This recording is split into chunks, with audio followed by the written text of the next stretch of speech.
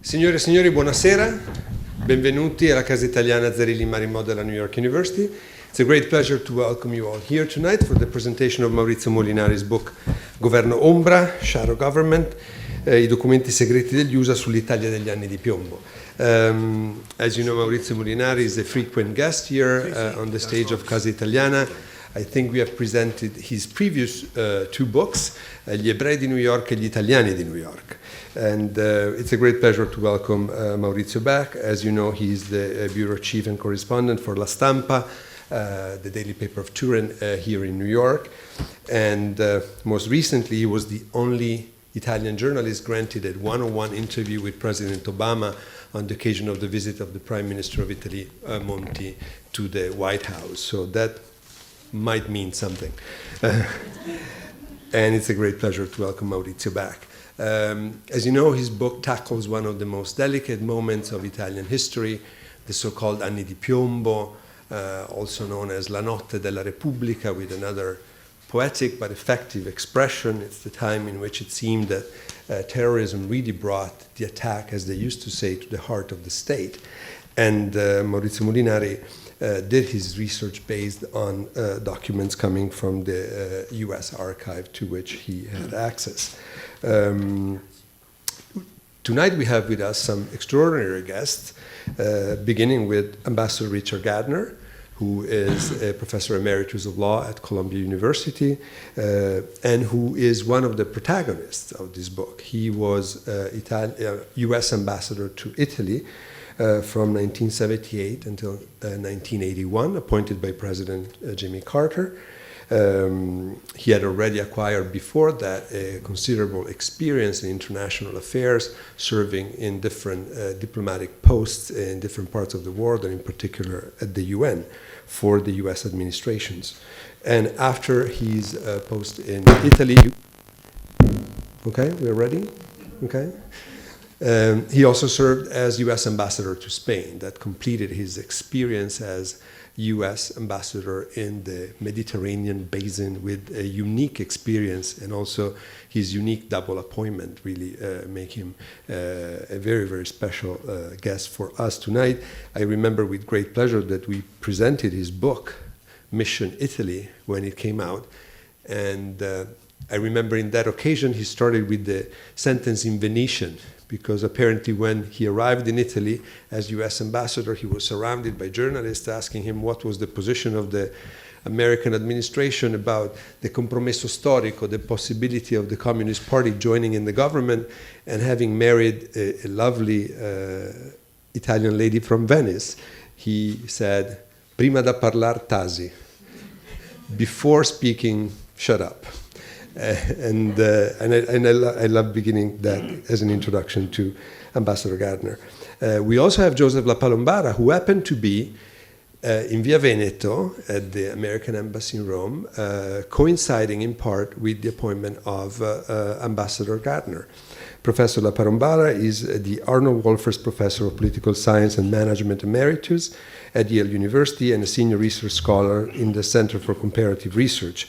For us who are interested in Italian affairs, we remember him for his fundamental book, Democracy, Italian Style, 1989. It's the book thanks to which we could say that things in Italy, after all, were working, even if it seemed that we were totally dysfunctional. So for a while, it served us to say, well, despite the fact that there are lots of changes in the Italian government, things have some sort of continuity and some sort of sense. And I think the great merit of Professor LaPalombara in this field has been to bring some sense to what seemed senseless, that is, the Italian politics of the so-called First Republic. And then our guest back there is from Italy, Professor Gentiloni, who is professor of contemporary Italian history, of contemporary history at the University of Rome, La Sapienza, His research interests in large part coincide with the topic of this book. His later books are L'Italia sospesa, La crisi degli anni 70 vista da Washington, so an almost identical topic, published with Einaudi in 2009. Sistema politico e contesto internazionale nell'Italia repubblicana, 2008. And then he also has more historical books like Bombardare Roma, Bombing Rome, The Allied and the Open City, 2007. And his latest book, Rome, June 4th, 1944, published in 2011. We have a great panel. I'm not going to take away more time. I just would like to welcome the Consul General of Italy in New York, Minister Natalia Quintavalle. Thank her for her presence and her attention to our events. And I would like to ask Ambassador Gardner to share his impressions of the book with us. Thank you, Ambassador.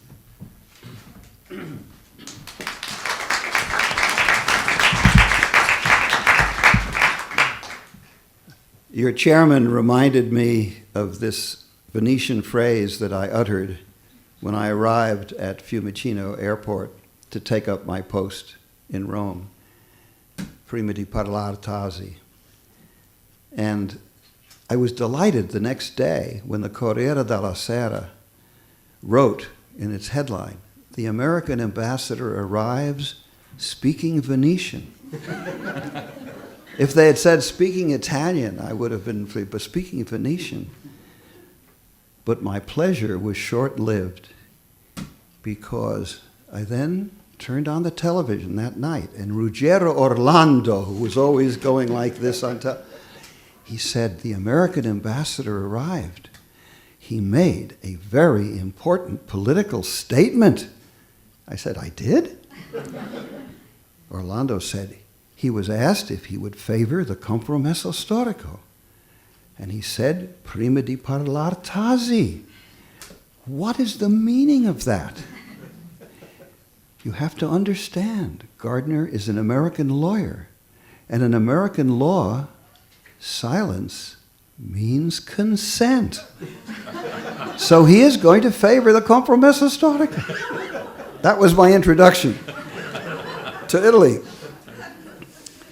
Now look, I'm going to take a little bit of time because I have great respect for Maurizio, who has diligently dug up all my telegrams from 30 years ago.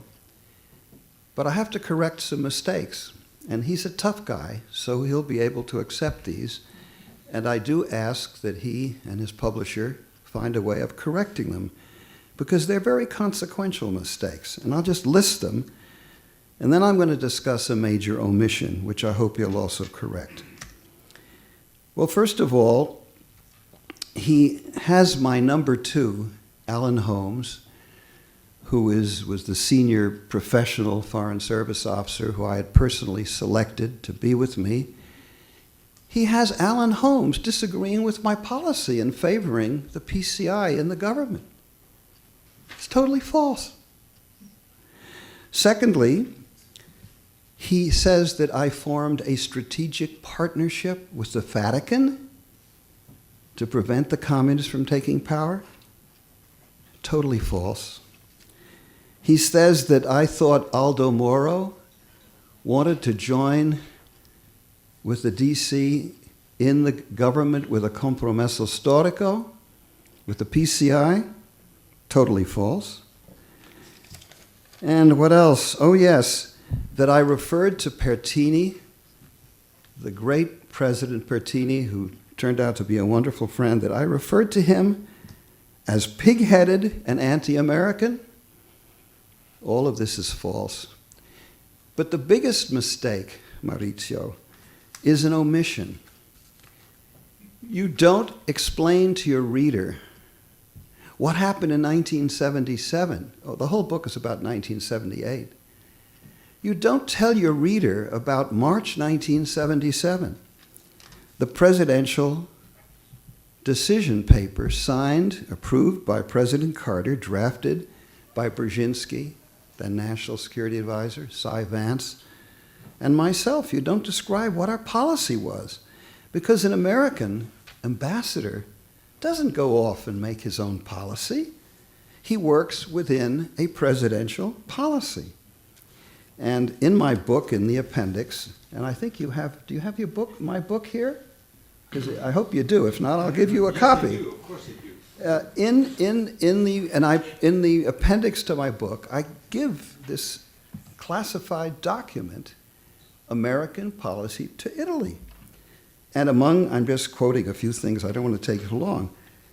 Our policy should be aimed at preserving Italy's democratic system and its Western role. We need to approach this objective without, on the one hand, appearing to interfere in Italy's domestic politics, or on the other, giving the impression that we favor accommodation with communists or indifferent to Italy's political choices. Now, that was a difficult balance. Also the presidential paper, and by the way, if you read this, you see that we have Carter putting in the margins, okay, his personal approval. And one of the things, and I wrote this because I felt so strongly we should not do some of the things that were done, unfortunately, by Richard Nixon with the CIA in a previous administration. I wrote, "We will not interfere in Italy's domestic affairs by such actions as dictating to Italians how they should vote, seeking to manipulate political events, or financing Italian political parties or personalities." And I'm proud to say that we lived up to the letter of that. But this didn't mean that we couldn't express an opinion about the kinds of allies we wanted in NATO.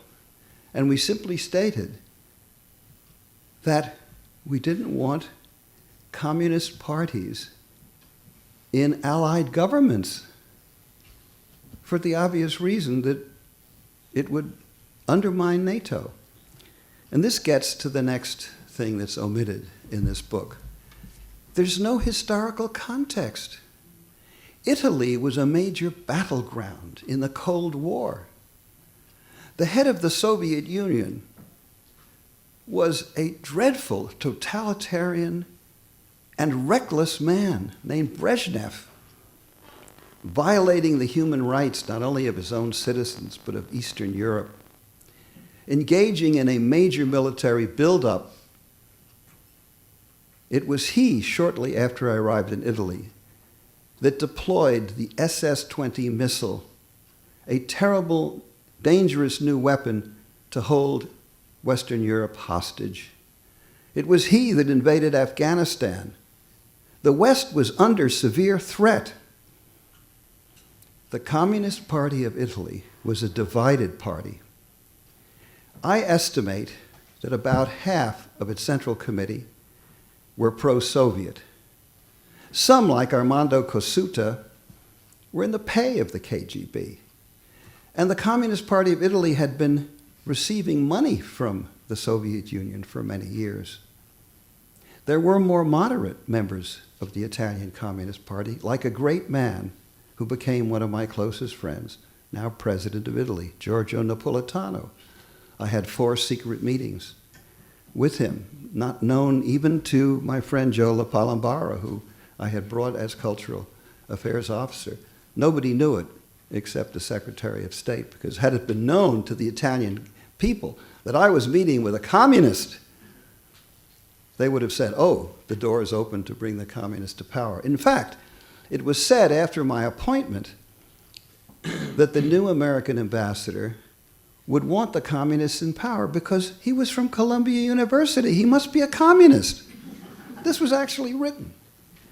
So it was rather important that we found an occasion to state our clear preference that we didn't want communist parties in the government of our lives. And I think that made a very big difference. I'll leave it with you. Now, let me get to the 4 or 5 mistakes, and I hope you'll fix this when you get a chance. You know, it's a pretty terrible thing to write, as you did. You said Gardner was a political ambassador, political appointee. But the experienced person, the professional person, the number 2, Alan Holmes, he was the real professional, and he disagreed with the ambassador. Now, the problem is forgive me for saying this, you don't know how to read telegrams. What's the use of bringing all these telegrams up if you don't understand them? If you would look carefully at the telegram, which is in your appendix, signed home, well, I have to explain something. An American embassy sends about 100 telegrams every day to Washington. They're all signed Gardner. That is the bottom of the telegram, it says Gardner. Or if the American ambassador is away, his deputy writes Holmes. But it doesn't mean that Gardner or Holmes wrote the telegram. Gardner and Holmes probably wrote 10% of the telegrams that were sent. And many of the telegrams referred to the opinions of others. And many referred to the activities of others. And many reported things that Gardner and Holmes disagreed with. Now, we had something in the American Embassy called a dissent channel. And I'm very proud of that. I made it clear that if any member of our political or economic section, for example, disagreed with my policy of not wanting the communists in government, we would forward it to Washington. There was a fellow named Fred Spots. You remember him? You remember Fred. He, like Joe, thought our policy was mistaken. So I said, fine, send your views to Washington. So the telegram signed Holmes, because I was away from the embassy, which you quote, is forwarding the dissent of Fred Spots, not representing Alan Holmes's view. And if you'd looked at the telegram carefully, it specifically says, this telegram forwards the views of, and so on. So that's a very serious mistake. Now, as to the thing about the Vatican, if there was one policy that I took very seriously, and I had to because it was Carter's policy, and the policy of the U.S. government, separation of church and state, we in the American Embassy to the Republic of Italy were to not get involved with the Vatican on policy matters. That was just off limits. And the Vatican didn't want us to be messing around. So the idea that I or any of my people would be in a strategic partnership discussing how to keep the communists out of power, utter nonsense. And it's contradicted by your own telegram, which says the Vatican wanted to keep a low profile on political matters in Italy. They would not have kept a low profile if they had been conspiring with the American ambassador. Now, these are technical things, but you have to understand it. Here again, Maurizio's confused because he doesn't know how to read American embassy telegrams. We had, in the American embassy, a Vatican desk. This was the compromise that we worked out. We didn't have an embassy to the Vatican, which would have sent its own telegrams. We, in the American embassy to the Republic of Italy, didn't get involved with the Vatican. We had a mid-level foreign service officer named Peter Saris who ran the Vatican desk. He was totally autonomous. I had nothing to do with him.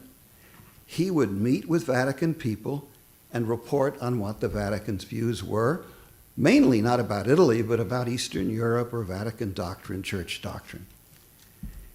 When Peter Saris met with people in the Vatican, the message went back to Washington, signed Gardner, or Holmes, if I was away. And Maurizio, you're ascribing to me meetings with people I never heard of. You have one telegram in one place in your book where you describe my meeting with some Vatican person I never heard of. It was Peter Saris of the Vatican desk.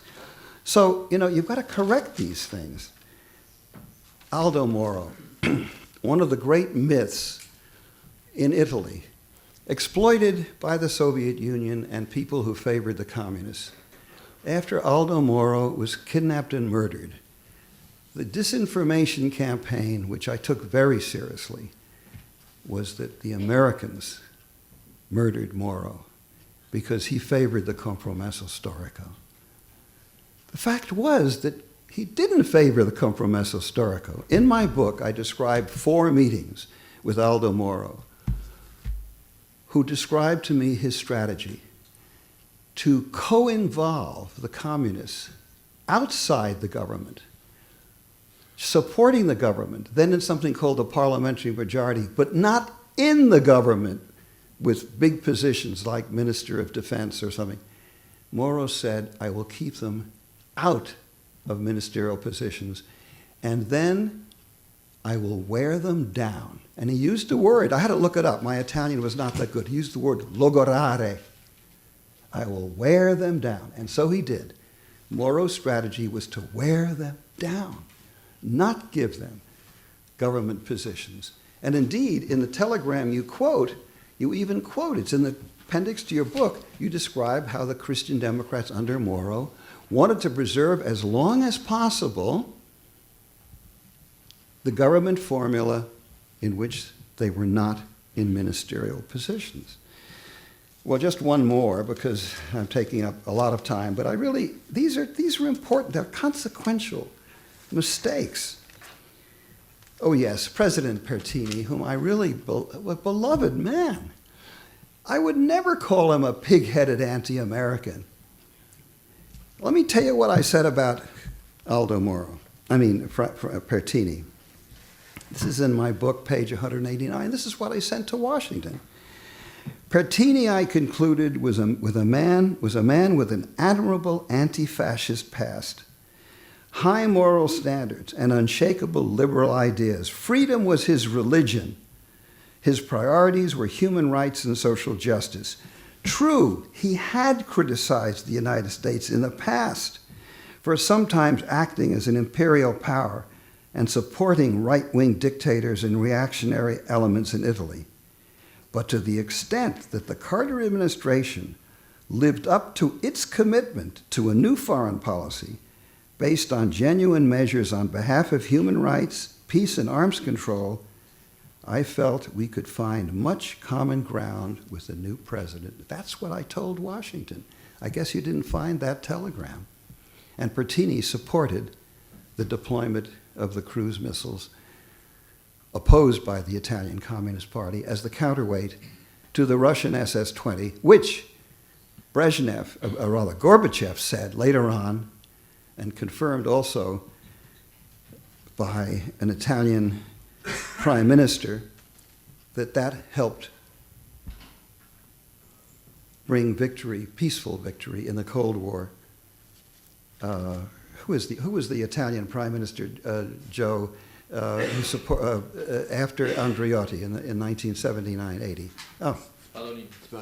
Spadolini in 80. No, there's another one. Who do I mean? Oh, dear. It must have been Forlani. There were so many. There were 5 in the 4 years I were there. Oh, dear. 79 perché il... No, 79 era ancora... No, just a second. I think I can even quote. Prima di Spadolini era Andreotti. Just a second. No, wouldn't Andreotti. Cossiga. Francesco Cossiga, and I quote him in the book, said the deployment of the missiles opposed by the Italian Communist Party, and the Italian Communists said had they been in power, we would have never deployed the Pershing cruise. Italy would never have allowed it. Italy took the cruise missiles, others took Pershing. We would never have offset the SS-20. And Cossiga said that led to the breakup of the Soviet Union and liberation of Eastern Europe. And Gorbachev said virtually the same thing. So it was consequential that the communists not take power. And it wasn't my policy, Maurizio, whatever you found in my telegrams, it was the policy of the United States government, which I faithfully carried out.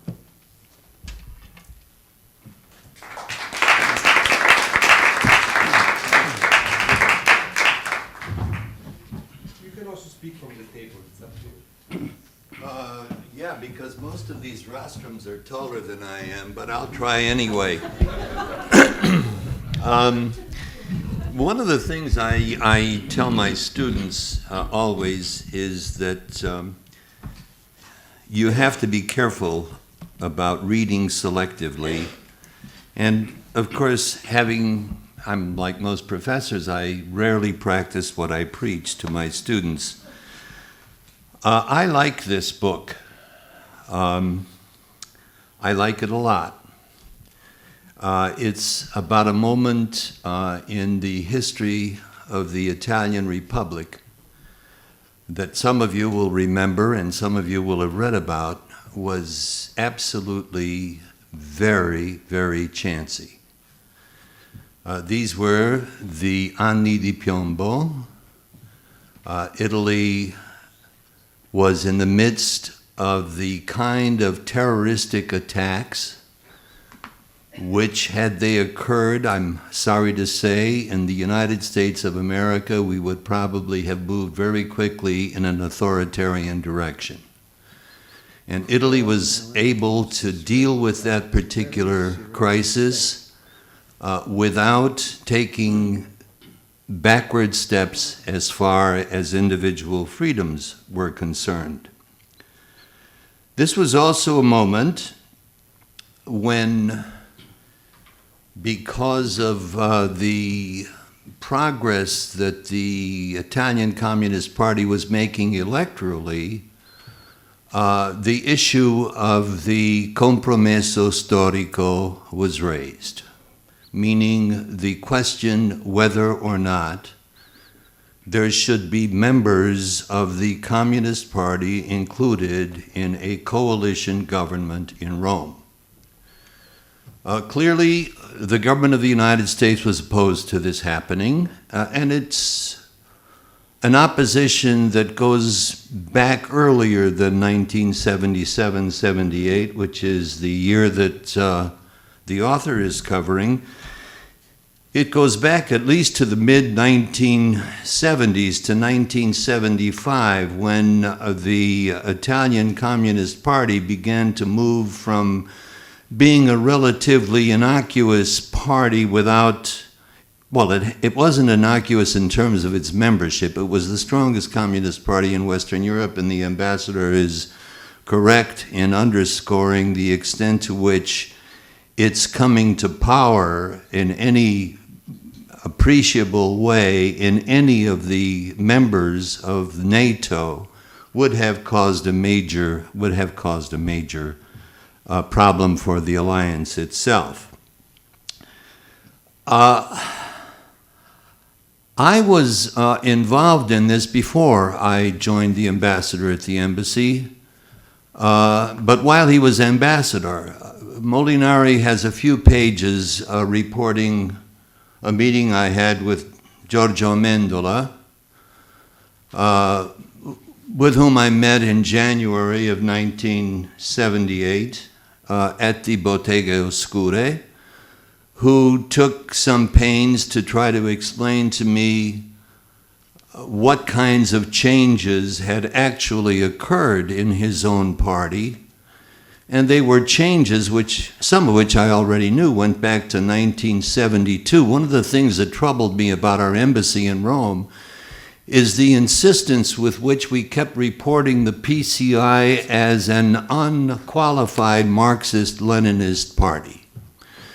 This notwithstanding the fact that at the 30th Congress of the party, which took place in 1972, the party formally renounced its revolutionary intentions. Now that may have been just coding, but on the other hand, one would wonder why, notwithstanding developments that the party had engaged in over several decades, as late as 1980, we would still be thinking about and reporting about the party as being a Marxist-Leninist party. Were there any Marxist-Leninists inside the party? Of course.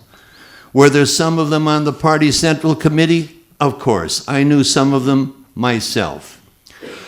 In January of 1978, I also had another meeting, and curiously enough, and I gather there can't be any telegrams to this effect, which sort of troubled me, because apparently the memo I left with the embassy of my conversations with Amendola did get there, but the long meeting that I had with Andreotti apparently never made its way to Washington, or if it did, the author of this book has never seen it. Because Andreotti, in January of that year, was trying to explain to me, hoping that I would try to get it across to some others in Washington, that this was a very delicate moment in the history of his country. He thought he might be very compelled. Indeed, he thought it might be wise, not just that he would be compelled, but that it might be wise to include a couple of members of the PCI in his coalition government. And then he said, and you know, if you think about Andreotti, those of you who know Giulio Andreotti will get the flavor of this. He said, and I'm loosely translating, he said, Professor LaPalombara, I would like to think that there are some people in your country and in your government who really understand that we Italians will know how to manage a couple of PCI representatives in a government. Andreotti never had any intention of turning the Ministry of the Interior or of Defense or of War or of the Foreign Office over to the PCI. This was a moment when he thought it was in the interest of Italy to have a broad-based government to deal with both the economic, the political, and the terroristic problems that the country was facing. Now, before we came down here, we wondered how many people in the room would have any interest at all in events that occurred that many decades ago. And that's a good question. However, there does seem to be a new interest in that period, and I was calling my colleagues' attention here to the fact that the last issue of the Bulletin of Italian Politics, which is at the end of 2012, has an article in it by a professor at the University of Padua, Roberto Fornazier, the title of which is The DC and the PCI in the 70s, a complex relationship supervised by the United States. Now, I'm going to leave it to Molinari to ask us some questions. What I want to say is something like this. I began working as a scholar in Italy in 1952. At that time, and for some years after that, we, for better or for worse, let me say, and I think basically, with one qualification I'll get to in a moment, I think basically for the better, we, the United States, were very much involved in actively intervening in Italian internal politics, actively involved. By the time Jimmy Carter becomes the President of the United States, we have moved away from that direct involvement to non-interference but non-indifference, which was basically the policy of the United States government. The problem with that statement is the meaning, the actual connotation of the word non-interference. It's pretty obvious, for example, that the United States government favored some Christian Democrats and disfavored some other Christian Democrats. This was well known. Whether or not that's interference, I don't know. On the issue that the ambassador points to, namely the possibility of having the Communist Party, any Communist Party in the West, part of a Western democratic government, that was a real issue. And how one wants to deal with that prospect is also something worth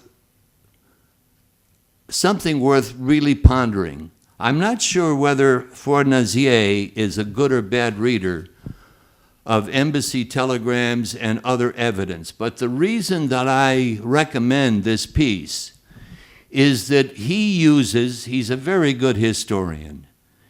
This article contains information he has gleaned from 3 archives, one in Rome, another in Washington, and the third in London.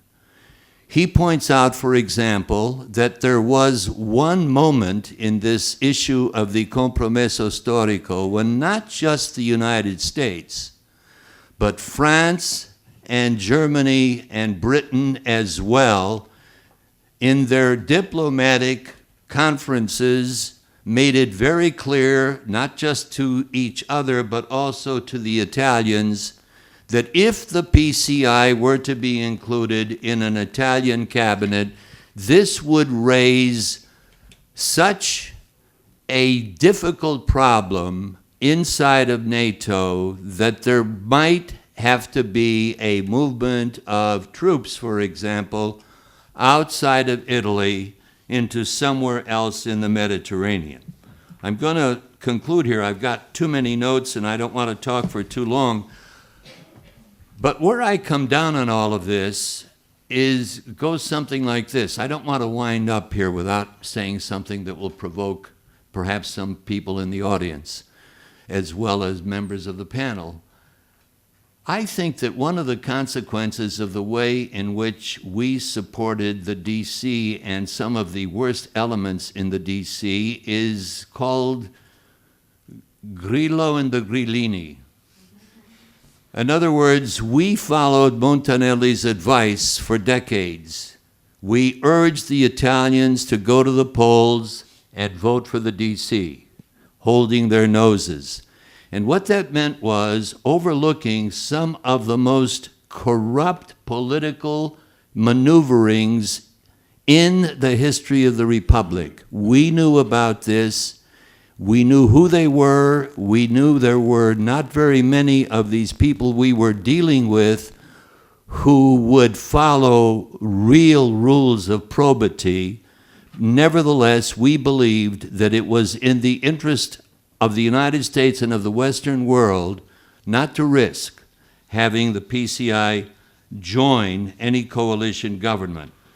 I myself favored the Compromesso Storico, and I favored it on grounds that all of the evidence that I had led to the conclusion that at least after July 15th, 1948, the Communist Party of Italy, far from being a revolutionary party that was trying to overthrow the government, made a major contribution to the development of democracy in that country. Thank you.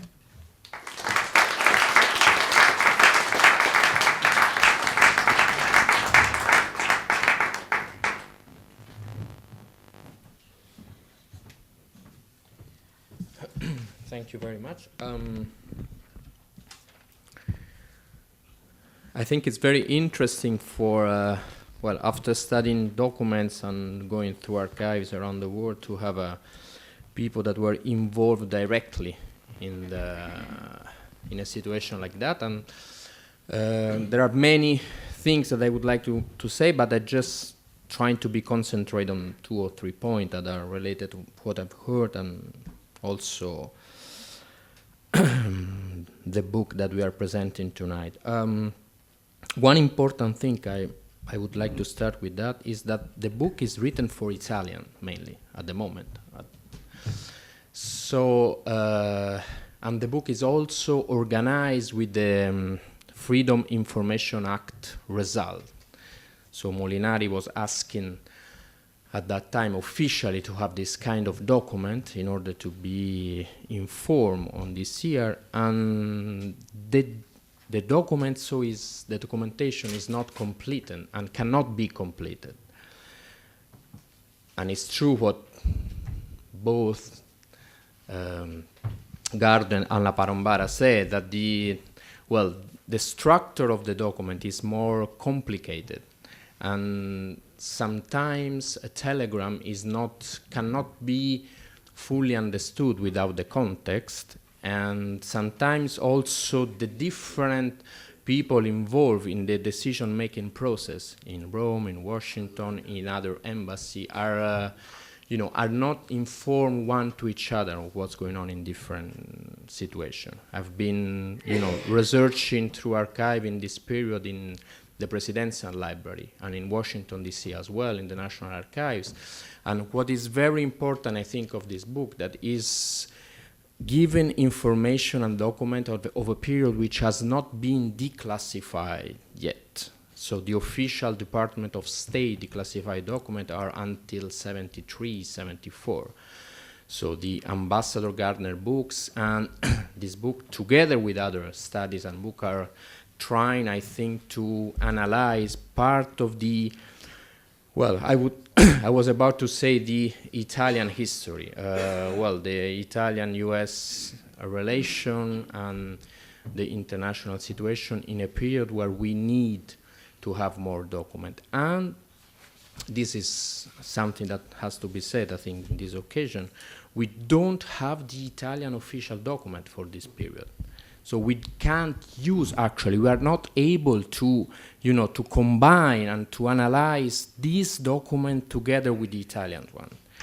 The only document that we can use, and I'm very curious about the paper that was just LaPalombara was presented, the only document that we can use for the Italian sources are the party government, Democratic Christian and PCI, that have been somehow organizing their document, particularly the foreign relation document, that are very interesting, but we don't have any official document. So the official declassified document of the Italian Republic arrived until 1953, which is something that is not, how can I say?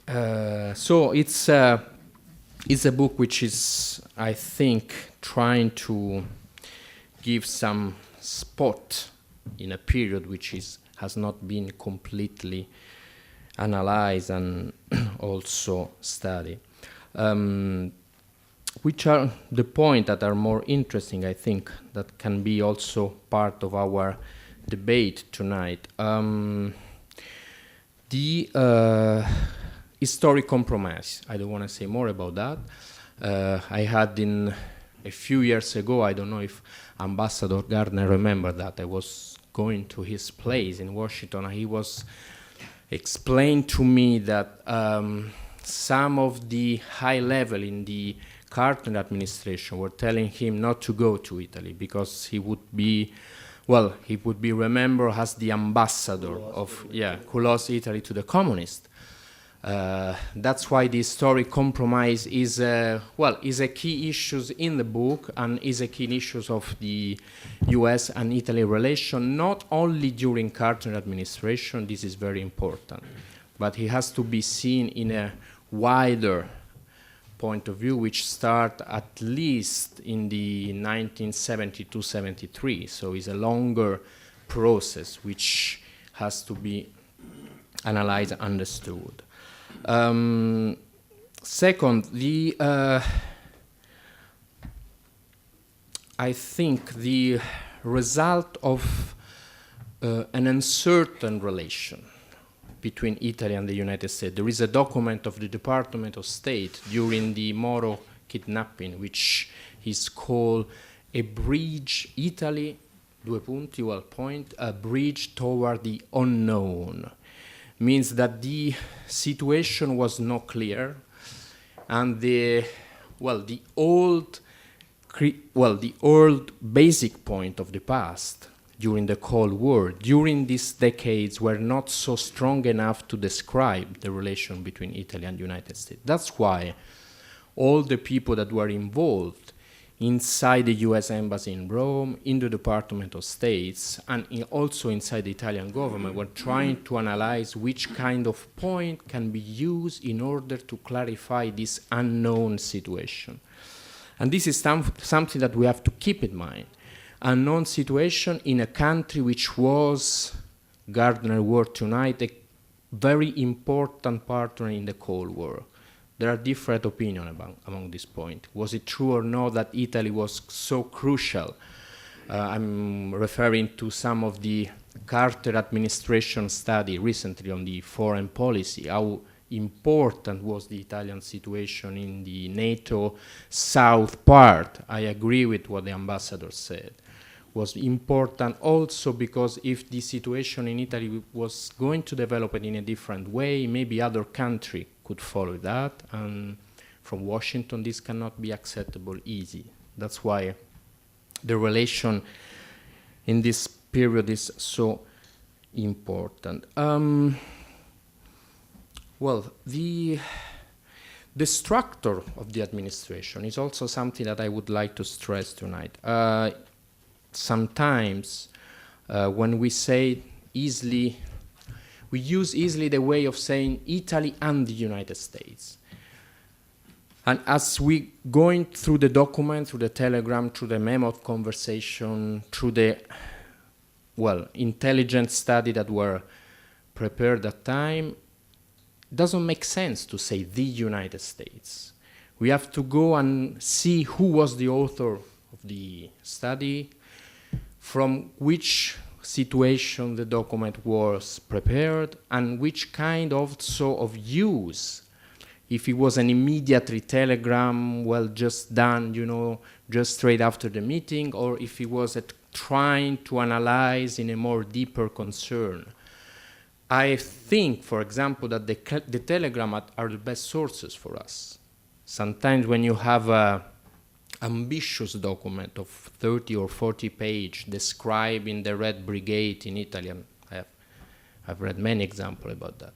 You find so many strange things that are not related with the situation. The telegram is something that can give us really the possibility to follow it up. And last, just because I'm curious and interested in our protagonist, why the 70s? This is a very good point. I can easily answer that most of the new historical attention to the Italian Republic is mainly focused on that period. Not only because it's in the middle of the post-war, but also because some of the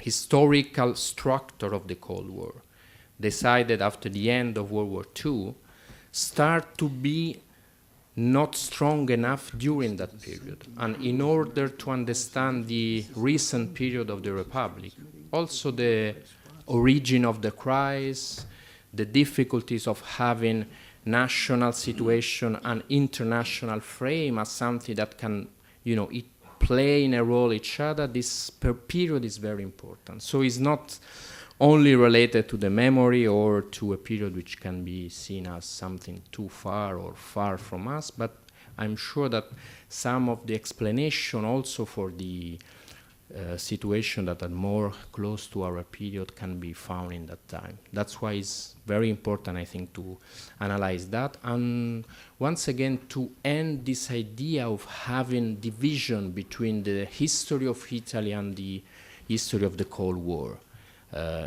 Tonight we can see that how close are these two levels and how important it is to analyze both at the same time, trying to find out which kind of conditioning can be seen from one side to another. Thanks.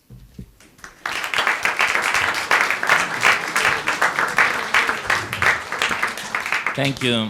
Thank you to all of you. Thank you, of course, for your attendance at this event. I really appreciated the comments, the different kind of comments with their own due relevance by the ambassador, the professor, and Professor Gentiloni. Every observation will be taken in due respect and will be seriously considered. I want to try to exploit this privileged occasion that we have to grant to the public that is here tonight a jump back in a year that was so important for the definition of the identity of the Italian politics.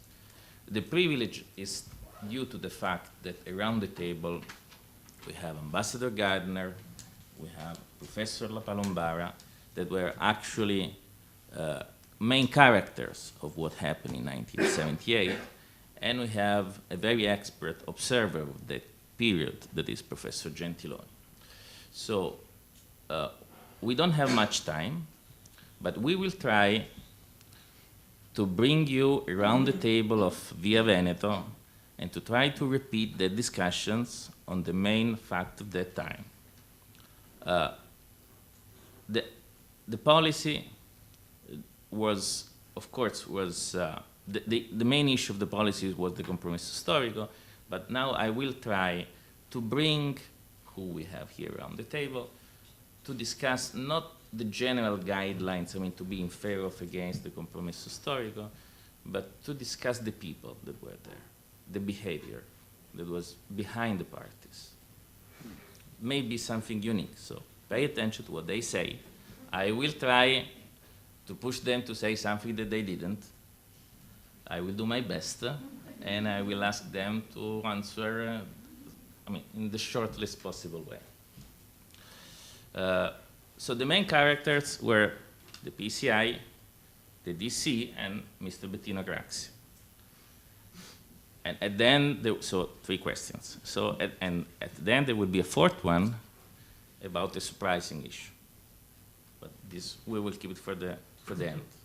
So let's start from the Christian Democrat, the main ally that the Democrats had at that time, that the Americans had at that time. We just heard from Professor LaPalombara the description of a party inside which the Americans were supporting somebody and not supporting somebody else. So the first question is Ambassador Gardner and Professor LaPalombara, and then I will ask Professor Gentiloni to join us. But the first basic question was, who were those Democrats, Christian Democrats? What kind of personal relation you had with them? Were they unpleasant allies of that time? How do you remember them, their behavior? How did you actually live with these unpleasant allies? Ambassador.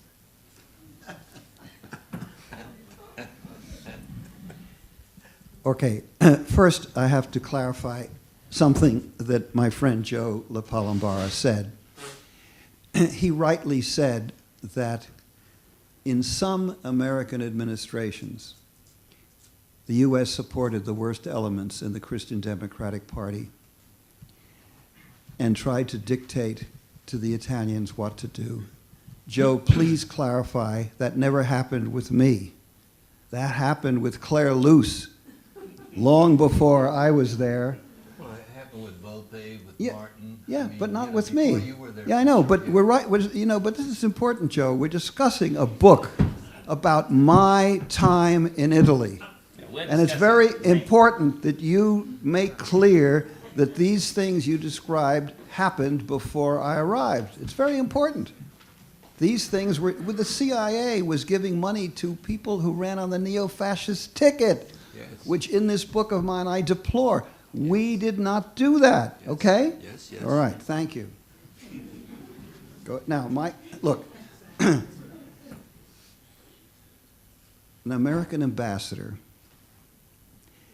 has to deal with the government in power, okay?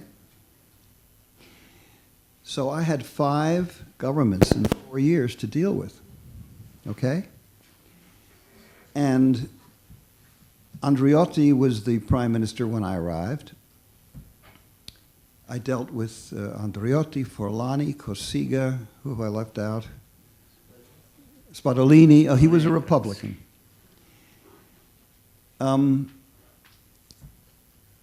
I had known, by the way, most of these people before as a private citizen, so that, you know, I got along with all of them. I had some doubts about some of the things they were doing, but as an ambassador, I kept my mouth shut.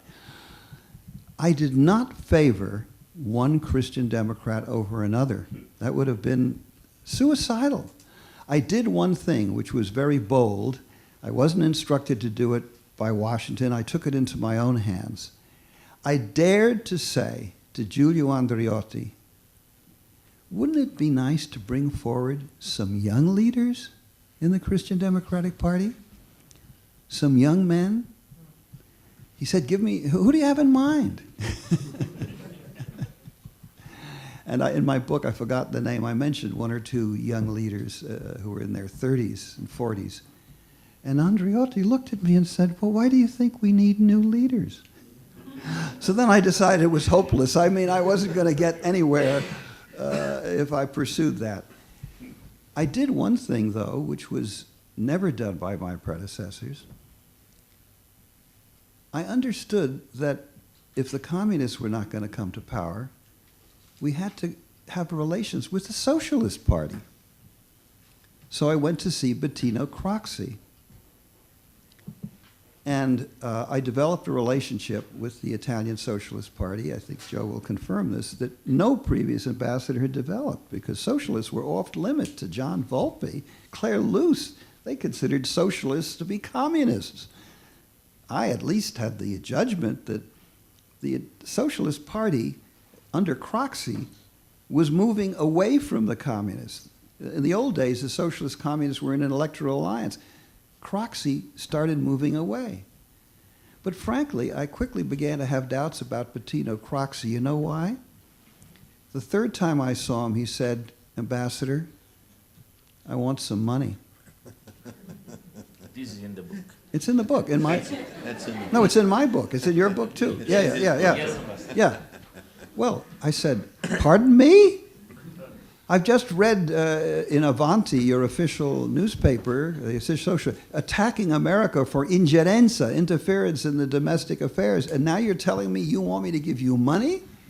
He said, don't worry what's in Avanti, that's all out of nonsense. I need money. The communists are receiving money from the Russians, and if you want me to fight the communists, you have to give me money. And I said, Onorevole Craxi, Jimmy Carter has a policy, which I support, that we are not financing Italian political parties and personalities. He never forgave me for that. From then on, our relations became very cold. That's the simple truth. Professor LaPalombara. Well,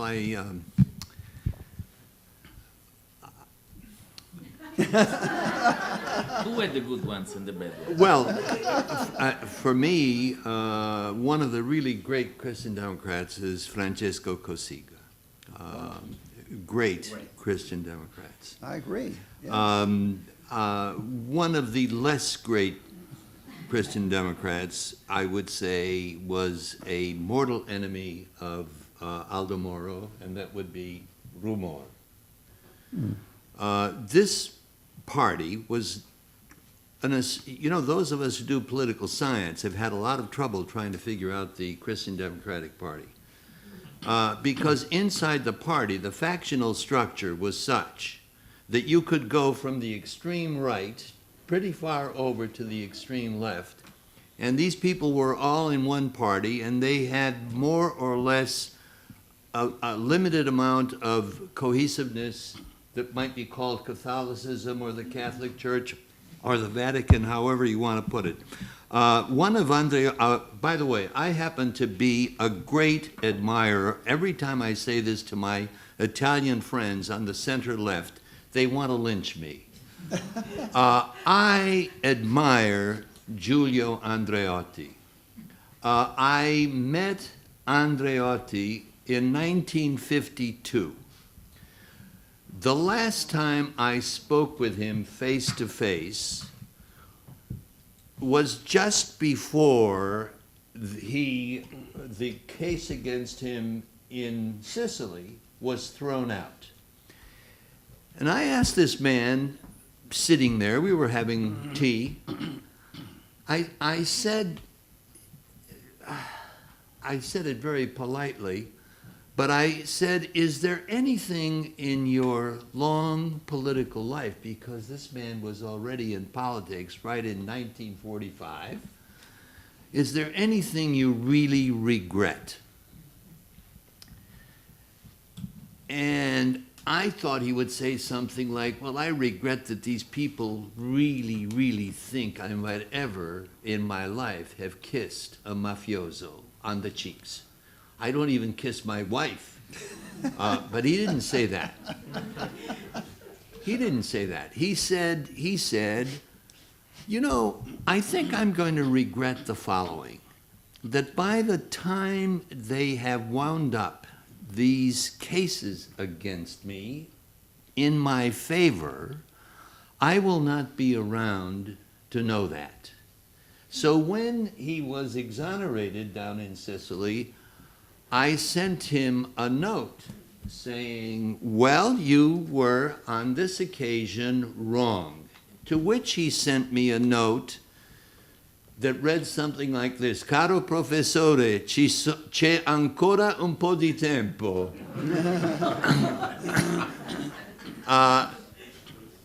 I happen to know a few other Christian Democrats, some of whom I admired for a while until they went in the direction that really shocked me. One of them would be Enzo Scotti, who came into the Christian Democratic Party from Catholic Action. He was in the GOOF, Fucci.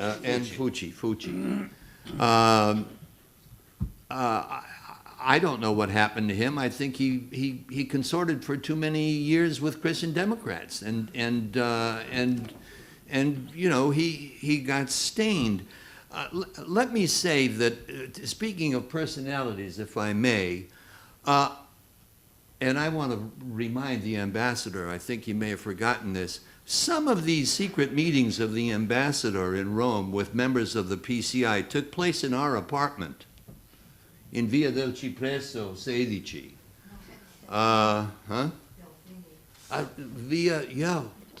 Via dei Delfini. Okay, thanks, Constance. Yeah, but you weren't there. Okay, let's go step by step.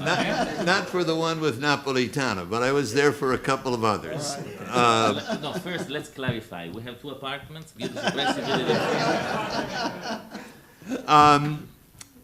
Giorgio Napolitano is a very old friend of mine and ours. And he is one of the reasons why, but he's not the only reason, why I made the kind of statement a minute ago. I've known a number of these communists for over a half century.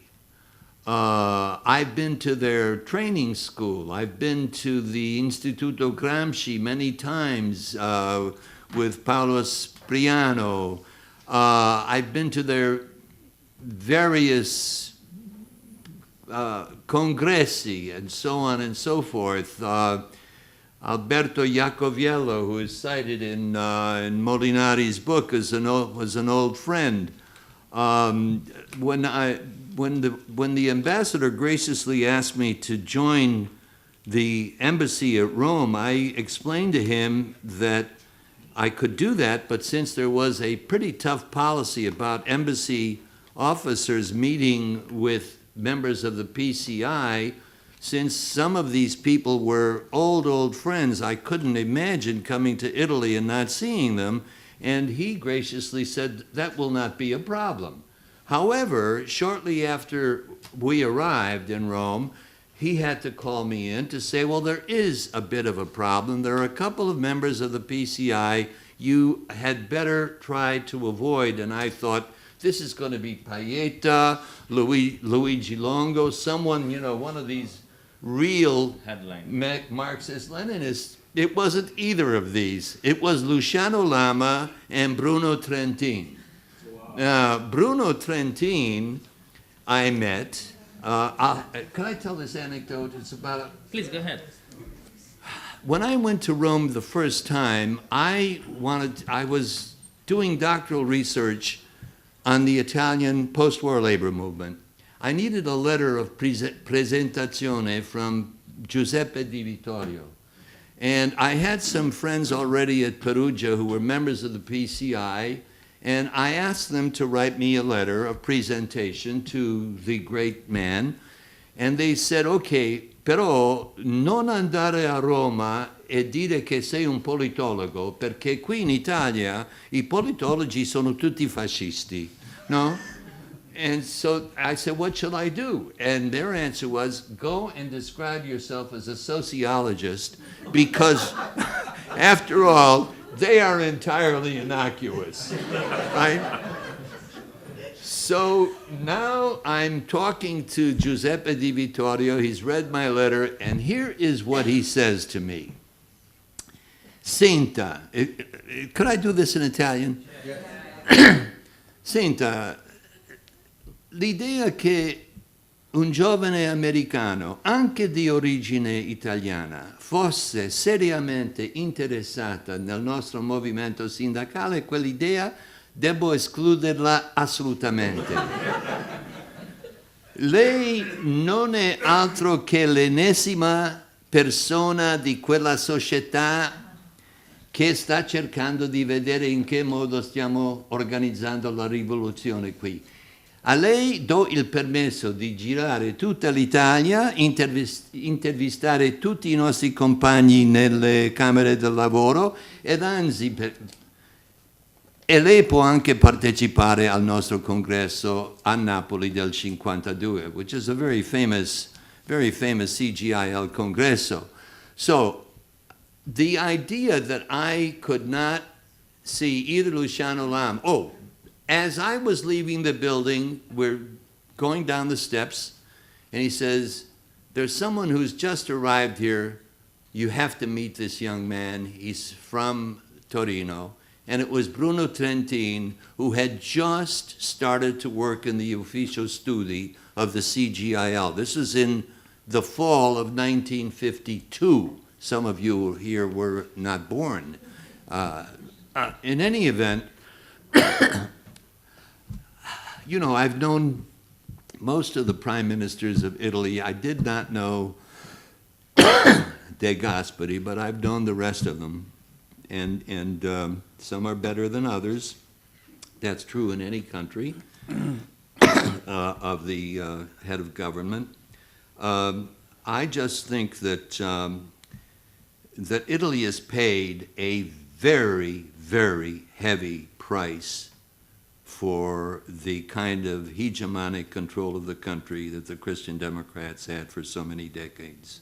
I do think that Berlusconi, Beppe Grillo, is part of the payment that comes with having been a steadfast, let me say, a steadfast member of NATO, of the alliance, but it's paid a price for it. Okay, we will arrive this later on.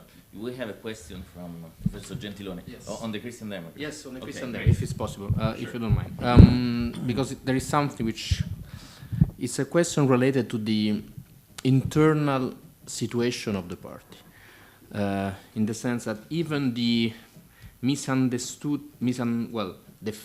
criticizing on Moro that the ambassador was said before, no, that has been said that there is also a movie that is presenting the Moro kidnapping using the role of the United States on that. Outrageous. Yeah.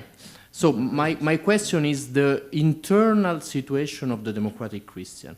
Was your role mainly focused on keeping united the party? That was one of the moral intention, even in the international situation, or you just followed the situation? Or in other words, were you trying to reinforce the position of Moro or other democratic Christian in order to keep the party united, even in the debate with the Communist Party? And on Moro itself, even if just a few months, but what is your memory and relation? Because, you know, in Kissinger books it's written that he was he slept during the meeting, he did not understand English, and others are saying that he was so clever in the international arena. So, you know, I would like to know if you had the Great opportunity. question. Let's try to short answer so we'll have time for the PCR. Well, Kissinger actually said that he fell asleep when he met with Moro because it was so difficult to understand what he was saying. You know, He wrote he wrote it, yeah. You know, I have to keep repeating this, and people are so cynical that they don't believe it. I'll quote again what was in the presidential decision paper. We will not interfere in Italy's domestic affairs by such actions as dictating to Italians how they should vote, seeking to manipulate political events in Italy, or financing Italian political parties or personalities. I can assure you, whatever Joe said about my predecessors is true. But in my 4 years, I never favored one Christian Democrat over another. And it would have been foolhardy for me to say, why don't you guys get together? I never did that. The only thing I allowed myself to do, and I got slapped on the wrist by Andreotti for this, please bring some young leaders forward, because the same people had been running Italy for 40 years. It was like a game of musical chairs. It was Andreotti, it was Moro, it was Fanfani and Forlani and blah, blah, blah. But beyond that, just suggesting in the nicest way I could think, bring forward some young leaders. Otherwise, I didn't do it. Now, I have to respond to something Joe said about Lama and Trentine. You know, all this is coming back to me like a nightmare 30 years ago. Don't think an American ambassador is not under political pressures, ladies and gentlemen. I had a Republican Party already then biting at my heels. Gardner, this Colombian naive pro-communist professor, is over there. He's going to bring the communists to power. There were people in the Congress looking at everything I did. I had the AFL-CIO come to me, and this gets to your point, and they said, we don't like what you're doing. We don't want you to have anything to do with the Communist Trade Union, the CGL, right? CGIL. So if Joe, I had to say to you, Joe, please, I got enough problems. See your communist friends, but don't see Lama and Trentine, because the AFL will go berserk. That's what it was. I mean, that's the truth. Yeah. Great. So let's go to the PCI. You want to add something more? No, what the ambassador said is exactly right. I mean, because I said, you know, why these two people? And the answer was, in his words, 16th Street. Yeah. And 16th Street is where the AFL-CIO has its headquarters. And in that building, there are the famous Lovestonites. Yeah. These are ex-Trotskyists who became more anti-communist than anybody in the world. And yes, they would have really put a lot of pressure on the ambassador, to say the least, through Congress, had they understood that there was an officer in the embassy meeting with members of the CGIL. So we would miraculously run into each other on the streets. Communist Party. Yeah. The official policy was against the historic compromise, but in reality,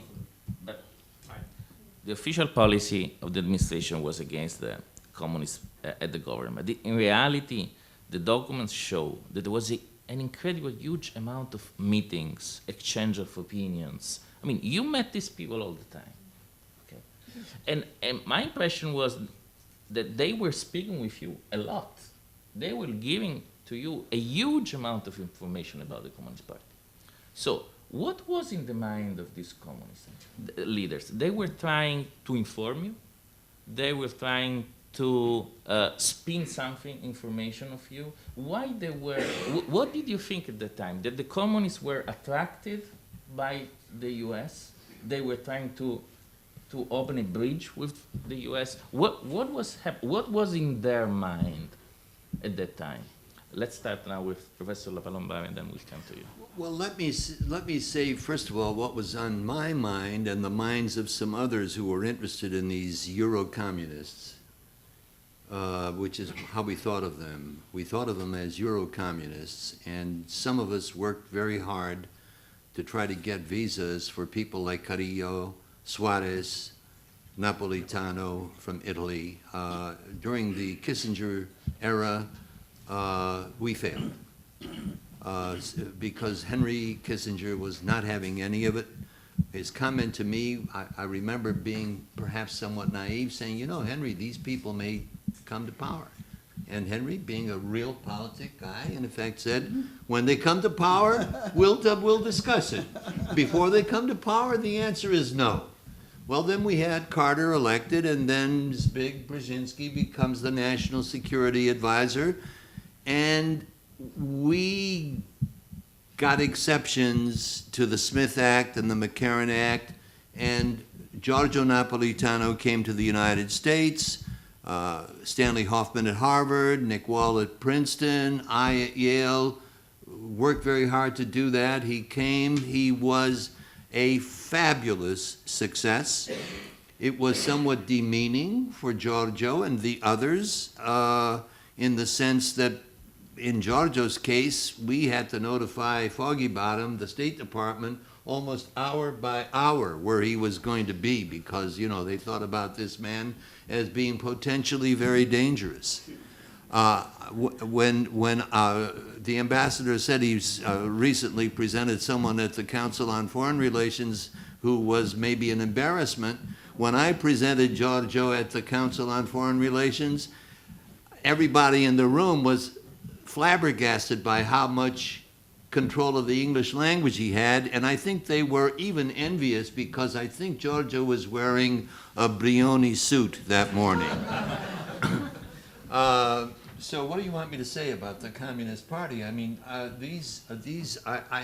known a lot of them. What were they thinking? Well, they were thinking, among other, well, I mean... What was their aim? What was their aim? Why they were looking for you so They were, much? look, they wanted to be legitimized. They wanted to be recognized.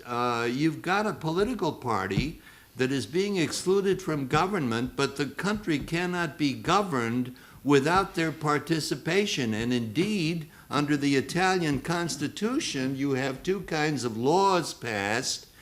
Some of the laws in Italy, most of the laws in Italy, never get passed by the whole legislature. They're passed in committee. The communists were very active in that process. You could not have the evolution of the country in a democratic direction by absolutely excluding from any participation in the policymaking process a party as strong as the PCI. And so you had a very Italian accommodation of this party, while at the same time accommodating the broader international picture by being a solid member of NATO, which Italy always was. And as I said a few minutes ago, it wasn't just the United States government that got nervous about the prospect of the PCI being in a national government, because they immediately projected, among other things, and there was more than a bit of truth to this. This was a highly disciplined party led by very dynamic and intelligent people, some of whom were Marxist-Leninists, and I could never understand that. But as far as what they were trying to do, I think they were trying to, well, some of them for sure. Giorgio Napolitano was really trying to understand the United States. Giorgio Napolitano is one of the few communists I met in my years in Italy who had actually read John Maynard Keynes. And because most of these other communists, you know, they didn't even know who Keynes was. And so, what can I say? I mean... You already said a lot.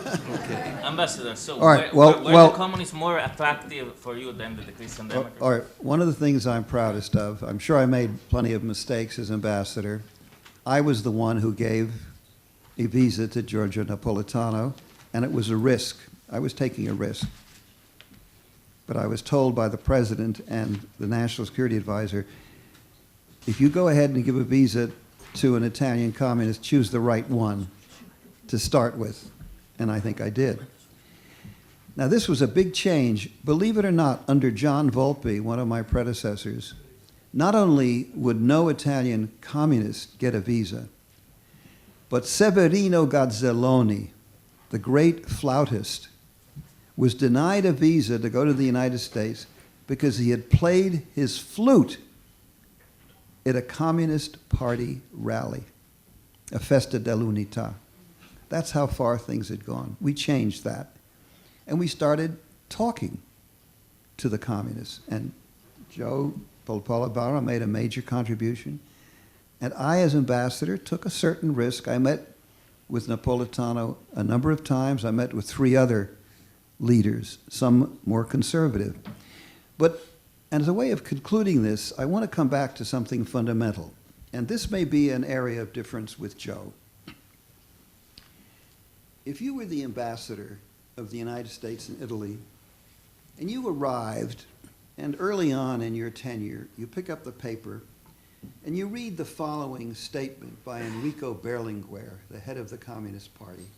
He says, "Nobody can deny the clear and unequivocal nature of some of our criticisms of certain illiberal aspects of the political system of some East European countries. But we say no to those who want to make us deny the decisive historical function of the October Revolution, the irreversible gains of the socialist systems and the socialist nature of the production relations, which have undeniably been established in those countries, and those countries function in the struggle for peace." The great functions of the Soviet Union, the struggle for peace. And a few weeks later, I pick up the paper and I read Berlinguer. "The Italian Communist Party develops its own position, but not to the point of breaking up with other communist parties. I do not see why we should sever those relations, and why this break should be considered, by whom I don't know, as evidence of the Democratic Party of the character."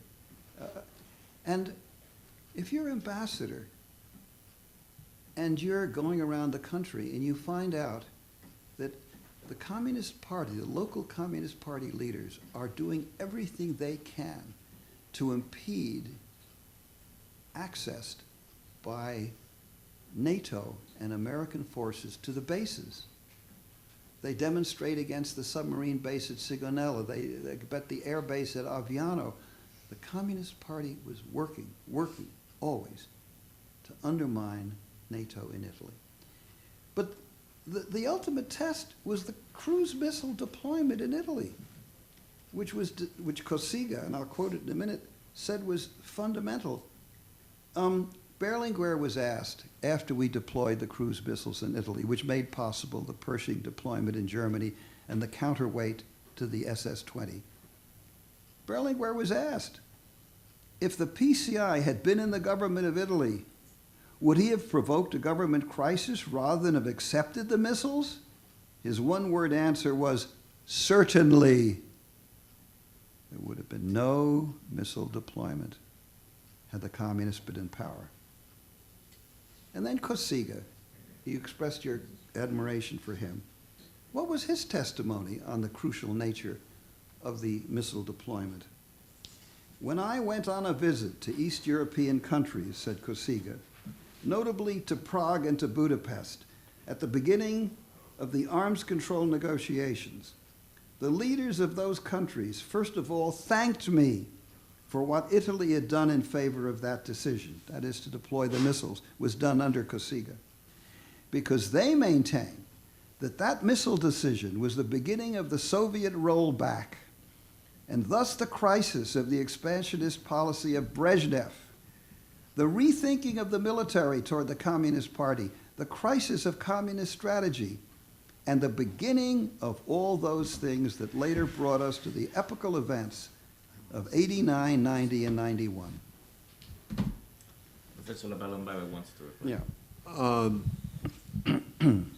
I think it was extremely important to have a better understanding of the PCI than I'm excluding the ambassador here, but I remember my colleagues in the political section of the embassy when I was there.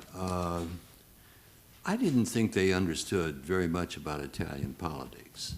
The section was headed by a man who had come from one of these Eastern countries, and who actually believed that, and he had a retarded son, and he actually believed that the retardation of this young boy was a result of the East European communists beaming some sort of ray into their house because they were trying to listen in on what he might be saying to his family.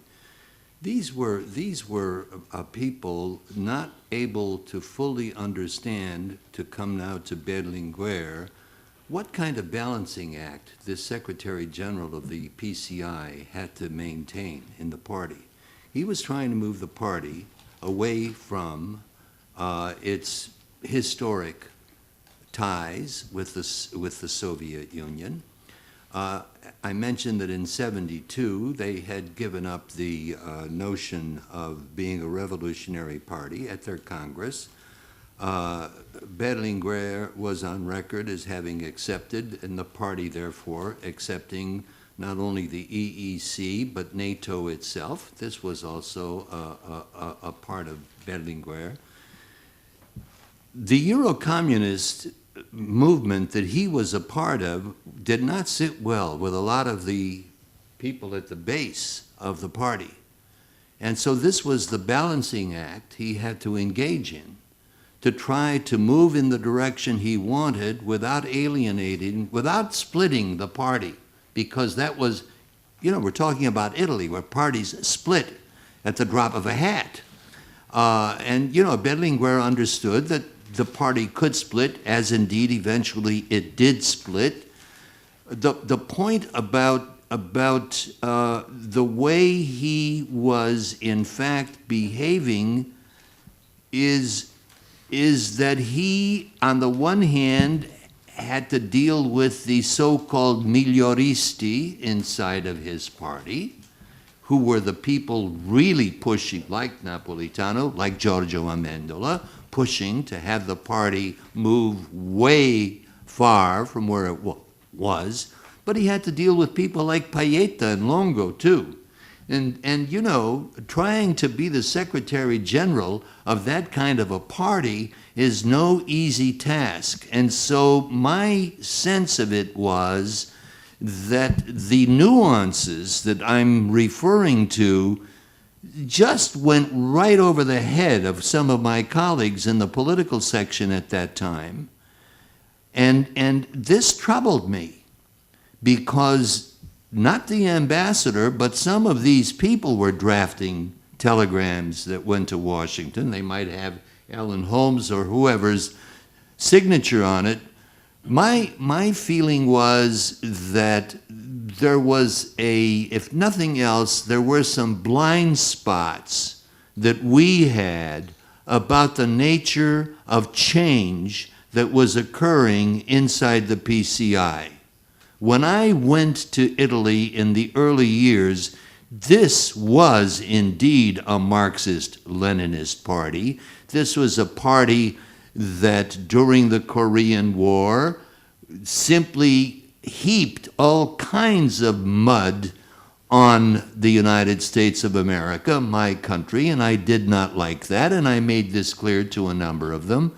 So you had a Secretary General in Berlinguer who was potentially, if you like, the PCI's Gorbachev. But as the ambassador said, he was Secretary General at a time when from Moscow what we got was the so-called Brezhnev doctrine, and that was pretty scary stuff. And it's one of the reasons why, if I may repeat myself, it was not just the U.S. government, but also the governments at Paris, at Bonn, and at London that would have been made extremely nervous if you had either the PCF, which is a strong communist party, or the PCI with 2 million members in the 1950s and early 60s as part of the national government. Since we have another 5 minutes, let me jump to the last issue. I promised you a surprise that was almost introduced by Mr. LaPalombara. So the issue of corruption, because the issue of corruption creates a links between what happened then and the discussion in modern time, in present time Italy. Professor LaPalombara before said that Grillo and Berlusconi are the consequences of a corrupt government that Italy had for too much time, with the acceptance of at least the knowledge of several US administrations. So the question, not involving your term in Italy, so the question for Ambassador Gardner is that if you agree with this interpretation of this reading of the phenomenon of Grillo and Berlusconi. And the question for Professor LaPalombara is how all this began. If this was the phenomenon, and if these are the consequences, what was done at the beginning, the original mistake? Ambassador. Well, I really don't know how to answer that. We knew there was corruption in Italy. It wasn't just the Christian Democrats. I think you'll agree with me, Joe, the socialists. My goodness, talk about corruption. I think the Republicans probably were pretty good, but they represented such a small number of voters. Again, what is an American ambassador supposed to do about corruption? I mean, this idea that we are all powerful. I'm going to turn that over to Joe. I really wasn't involved because I just shrugged my shoulders. That's the way it is in Italy, and I can't do anything about it. Look, what can I say? It goes back to trasformismo. It goes back to the way the country was born and the kinds of compromises that were made. And I mean, if I were trying to put my finger on what really put Italy in headed Italy in the wrong direction where corruption is concerned, I would have to go north, not south in Italy.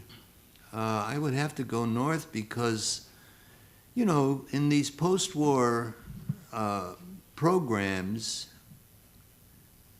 Casa per il Mezzogiorno comes to mind.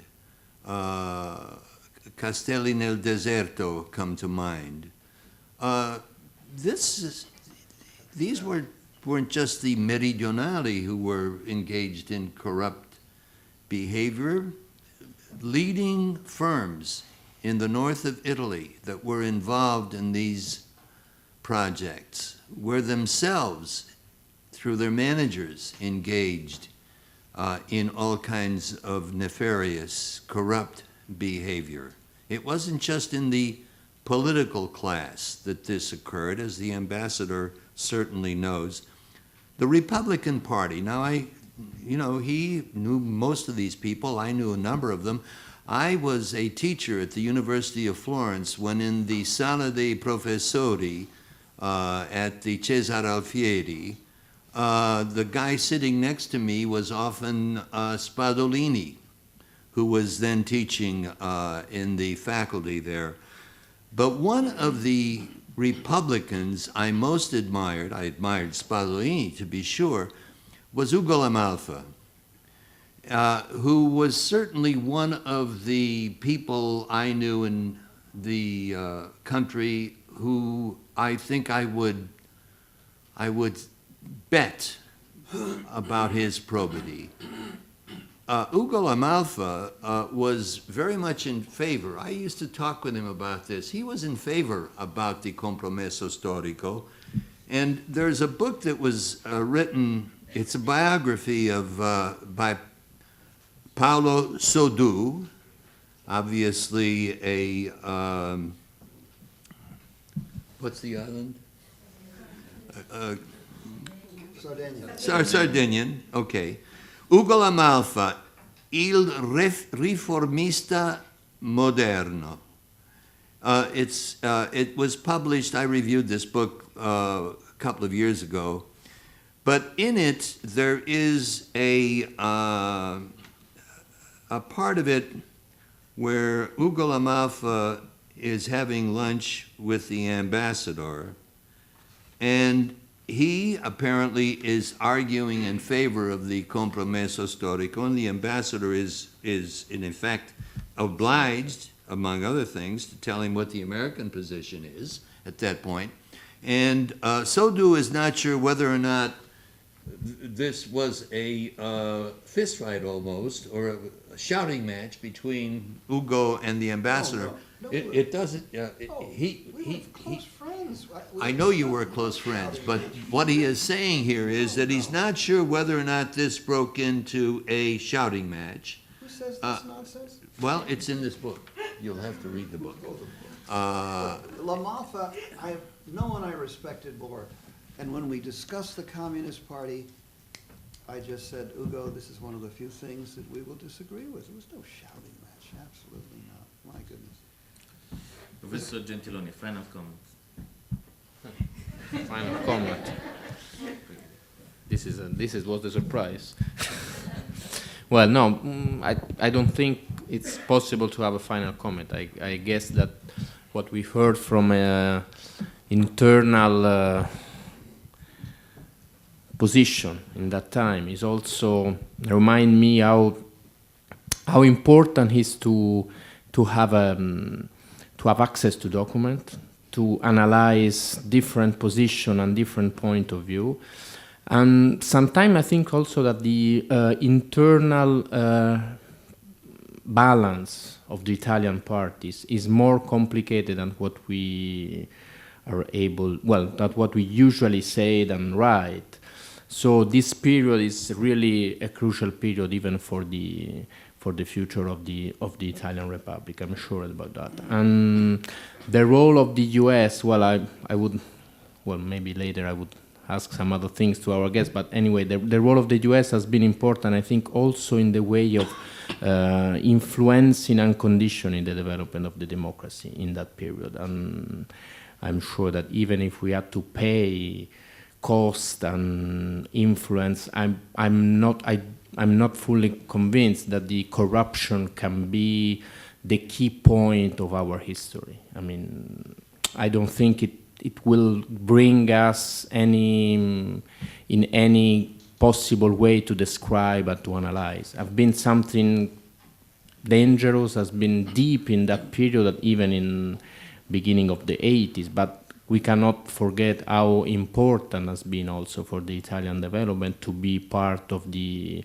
international system in the Cold War, and to at the end of the war to find a way to be part of this war. That's, I think, cannot be cannot be forget. And the relation with the presence, I was telling before, I came from a meeting or a seminar at Columbia University where the topic was cancer, and we start debating the nowadays situation in Italy as you can imagine, surprise and difficult question. But I don't think that the link between Grillo and Berlusconi can be easily seen in that period only through the eyes of the corruption. I'm sure that the functioning of democracy has been something that can be that was not able to describe but to follow in a possible path. That's why I think that period is important, and I think even the interesting afternoon we have today is also a good argument to go back and study more about that period. Yeah, if I can, just one last word. There's a special word in Italy which I learned shortly after I arrived, la dietrologia. You don't know what that means. It's the science of who is behind something. And the Italians have this thing. Something happens. Who is behind it? When Aldo Moro was kidnapped and murdered, and I took this very seriously, there was an insidious campaign of leaders of the Communist Party to say that he was murdered by the CIA. Listen to some of these quotes and ask yourself, if you had been the American ambassador, how would you have reacted? Ugo Pecchioli, Corriere della Sera. In the area of the black plots, we know the places of connection and protection. The Carter-Pentagon dispute signals the probability that also some sectors of the American Secret Services are busy in our territory. Emanuele Macaluso, starting from Piazza Fontana up to today, terrorism is always aimed at destabilizing democracy. Therefore, I believe that the Red Brigades find support in all those national and international centers, which since 1969 have had this as their object. One should recall the assistance, including financial assistance, given by Ambassador Graham Martin to General Micheli. And Berlinguer himself, after Moro's death, in Genoa says, Moro, with his political intelligence, realized clearly that the PCI's entry into the majority would initiate a far-reaching political turning point, that powerful forces, both domestic and international, felt threatened, and that they would therefore react by every means, even the most savage. That's what happened on March 16. And I wasn't surprised when I later read that at a funeral in Genoa on January 27, 1979, of Communist Trade Union organizer Guido Rossa, who'd been assassinated by the Red Brigades, a huge crowd in the Piazza de Ferrari chanted the slogan, Via via I servi della CIA. Now, if you were American ambassador and you saw this scurrilous campaign of trying to blame the United States for Aldo Mora's murder, how would it have affected you? I'll close with that statement. Thank you, Ambassador. Thank you to everyone. I hope that we've shown how much history is still alive after more than 30 years. Thank you very much. I would like to thank Maurizio Molinari for having chosen the Casa to present his book once again. And I also would like to thank Ambassador Gardner, Professor LaPalombara, and Professor Gentiloni Silveri. There were two questions at the beginning of this evening. Is this still relevant? Yes, it is. In 3 days, it's going to be 35 years after the kidnapping and then the murder of Aldo Moro. When we said this was the night of the Republic, it was very much so. It's the sort of the end of a period in the history of the Republic and the beginning of a new one. The other issue is the complexity of the time. We tend, and there are 2 or 3 of my students here that I'm going to question later, but we tend to oversimplify things. The communists, the Christian Democrats. I think the debate tonight gave credit to the complexity of things, the variety of positions within a single party, the variety of positions regarding foreign affairs, regarding organization of labor, and so on. And also it gave an idea of the complexity of the job of the American diplomats in this very, very peculiar moment. So I think anything that goes in the direction of inviting us to reflect more deeply on our historical past has to be welcome. And tonight was a very, very special night. Thanks to you all. And for this reason, we are very, very grateful. Thank you. Thank you. Thank you. Thank you.